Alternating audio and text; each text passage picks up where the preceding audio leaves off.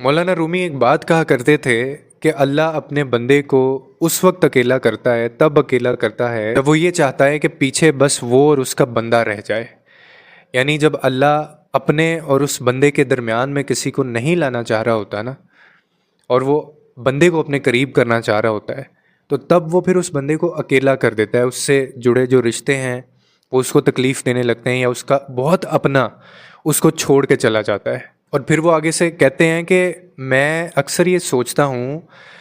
کہ وہ کتنا بڑا اور کتنا خوش نصیب انسان ہوگا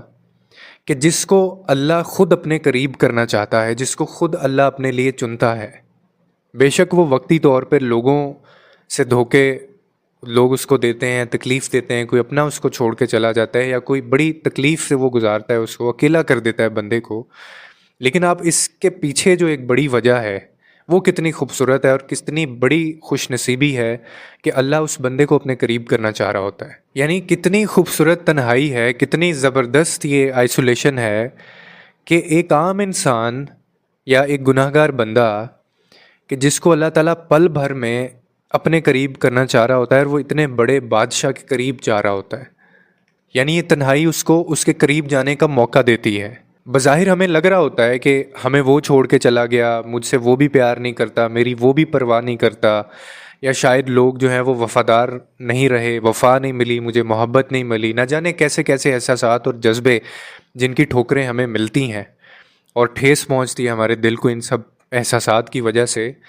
لیکن یہ کتنی خوبصورت بات ہے جو شاید ہم لوگ سمجھ نہیں پاتے کہ اس کے بعد آپ جس ذات سے جڑ رہے ہیں، جو ذات آپ کو اپنے قریب کر رہی ہے، تو یہ گھاٹے کا سودا تو نہیں ہو سکتا۔ اور پھر مولانا رومی اس کی ایک اور سائڈ بھی بتاتے ہیں جو اس سے بھی ضروری ہے، اور وہ یہ ہے کہ وہ کہتے ہیں کہ جہاں ایسے شخص کو وہ بہت خوش نصیب کہہ رہے ہیں، ایسے انسان کو، وہ کہتے ہیں کچھ ایسے بد نصیب بدبخت انسان بھی ہوتے ہیں جو اس موقع کا فائدہ نہیں اٹھاتے، اور اس موقع کے بعد بھی وہ پھر بھی انسان کی ہی پرواہ کرتے ہیں لیکن اپنے رب کی پرواہ نہیں کرتے۔ بدبخت اور بد نصیب ہے وہ شخص جو تب بھی انسان کی فکر کرتا ہے، انسان کی پرواہ کرتا ہے، اور اس شان اور اس ذات کی پرواہ نہیں کرتا جو پوری دنیا جہان کا مالک ہے۔ اور پھر وہ کہتے ہیں کہ شاید اس سے بڑا موقع پھر اس کی زندگی میں آتا بھی نہیں ہے کہ وہ اس ذات، اس مالک، اس بادشاہ کے قریب جا سکے، کیونکہ وہ اپنی تنہائی سے کچھ سمجھا نہیں ہوتا۔ تو آپ بھی اگر کبھی زندگی میں اکیلے پڑ جائیں، کوئی آپ کو چھوڑ کے چلا جائے اپنا، تو یہ مت سوچیے گا کہ لوگ آپ کی پرواہ نہیں کرتے، یہ سوچیے گا